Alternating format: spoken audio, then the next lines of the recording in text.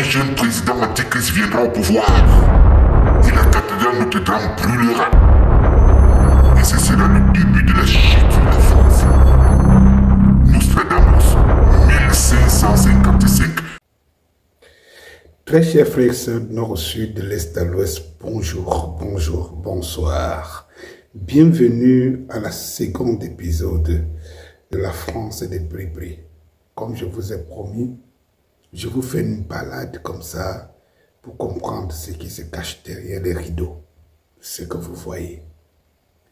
Eh bien, restez confortablement, surtout, ne perdez pas une seconde de ce que je veux vous dire tout de suite et partagez au maximum. Parce que la vie des uns et des autres, y compris la mienne, en dépend. Je vous présente l'image que vous voyez. Et là, maintenant, ça, c'est le musée Napoléon de Louvre, que vous connaissez très bien.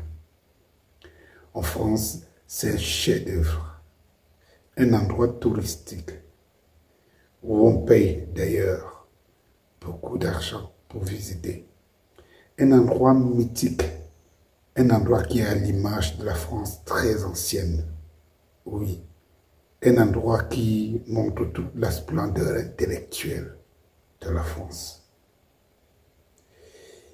Et un architecte P est venu y coller et inaugurer en 1989 la pyramide, la plus grande pyramide de verre du monde. C'est un endroit que si vous arrivez à France et tout, vous aurez bien envie de visiter. Il le mérite. Mais dans le cadre de cette saga, je vous fais voir l'envers du décor de ce que vous ne voyez pas.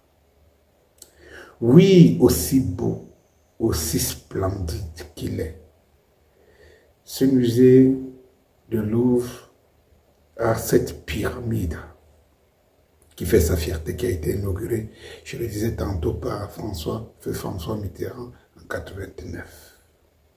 Mais derrière cette pyramide, derrière cet endroit que vous fréquentez tous les jours, vous admirez les vestiges et tout, se cachent des mystères qui font froid au dos.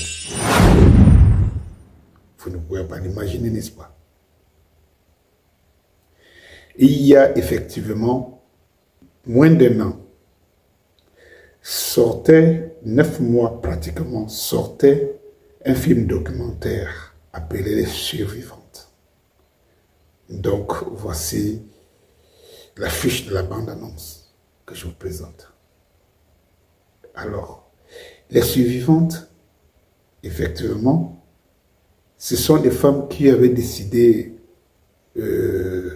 de présenter, de témoigner à découvert, de brader tous les risques, parce que ce sont des femmes qui ont vécu l'enfer dans leur adolescence, et des femmes qui ont vu des choses, et des femmes qu'on a fait faire des choses, des rituels sacrificiels sur les enfants. Je vous dis, derrière ces paquets de verre splendides se passent des choses terribles. Et à ce moment, je me pose la question, et j'aimerais toujours vous la poser, et poser-la à qui vous voulez. Comment les Français se sont tus et se taisent face à ça? Sont-ils autant terrorisés? Ce n'est pas possible. Oui, les survivantes, ces femmes qui témoignent l'horreur que vivent des enfants, la pédophilie d'une manière sauvage et barbare, la torture des enfants entre 6 et 10 ans. Et ces femmes témoignent à visage à découvert, et parmi une femme très haute personnalité. Je ne m'en vais pas directement vous dévoiler la révélation qu'elle fait. Et c'est pour ça que je dis, je pose toujours la question. Vous qui vivez en France et vous les Français qui me regardez, posez-vous des vraies questions. Êtes-vous si aveugle? Êtes-vous si... Avez-vous des oreilles aussi bouchées? Non, je ne crois pas.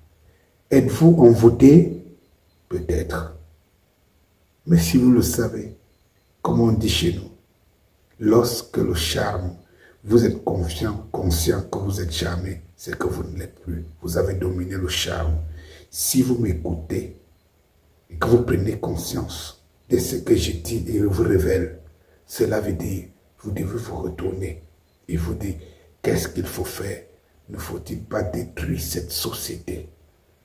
Oui, la France est devenue un chantre de pédophilie où les enfants disparaissent, torturent, décapitent. On les décapite, on les déchire des corps, on fait des rituels comme ça dans les endroits que vous fréquentez tous les jours. C'est pour ça que je vous dis, dans ce numéro, je vous parle de l'envers du décor.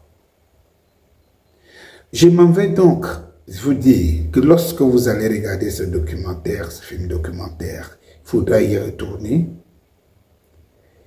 Il y a une dame, un fonctionnaire hautement bien placé, qui incrimine la personnalité dirigeante de la République française. Vous voulez que c'est moi qui prononce encore son nom? Oui. Elle a vécu. On l'a fait voir. Elle témoigne un visage découvert. Ce n'est ni de la calomnie, ni quoi que ce soit. Elle a vu la plus grande personnalité de France actuelle, dirigeant actuel, en train de participer à ces rituels de torture, d'éventrage, de décapitage des enfants. Oui, vous avez des gens qui vous dirigent, qui boivent du sang au quotidien. Chers Français, le sang de vos enfants, le sang on ôte aux enfants ce qu'ils pouvaient être demain. Oui, lorsque la première personnalité de France actuelle annonçait « La bête est là », la bête de l'événement arrive. Et pour secouer la tête, elle est là. Oui, la bête, elle est là. Elle sévit au milieu de vous. La bête va finir par vous engloutir si vous n'ouvrez pas les yeux. Faites gaffe. Parce que chez nous en Afrique, ici, on connaît, on vit avec ces rituels sacrificiels. Il y a des zones ici, surtout à la veille des élections, comme ils vont approcher. On va découvrir encore une fois de plus des cadavres de jeunes filles, et tout ça, et tout avec des organes, des cadavres mutilés, avec des organes emportés, des cœurs qu'on mange dans les rituels sacrificiels. La France est quelque chose comme ça. C'est plus lourd que vous ne le croyez. Mais je pose encore des questions. Comment on fait pour que ça passe comme ça, sans que les Français ne réagissent? Une autre chose, je vous ai mis Daniel Cohn-Bendit, qui est député européen. Je vous ai mis dans sa jeunesse, il y a une émission de 82, et je parlais à découvert des sensations qu'il ressent quand c'est une petite fille de 56 ans qui lui fait la Bible, qui déshabille et tout ça. Mais je vous fais voir ça aussi. Député français de ce Parlement ose dire que le problème qui a eu lieu en Norvège, c'était pas le massacre, mais c'était la naïveté du gouvernement norvégien qui accepte la société multiculturelle. Il faut que ce Parlement dise que M. Le Pen est une honte pour ce Parlement d'avoir dit ces paroles.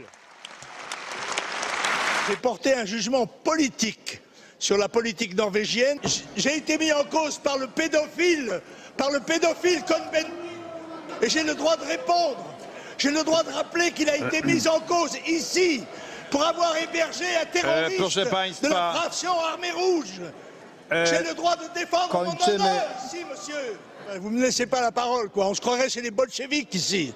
Vous avez un député qui dénonce l'autre de pédophilie.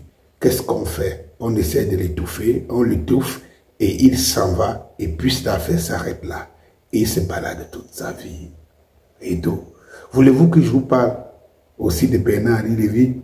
Non, ça c'est pour la prochaine. Vous allez découvrir ce monde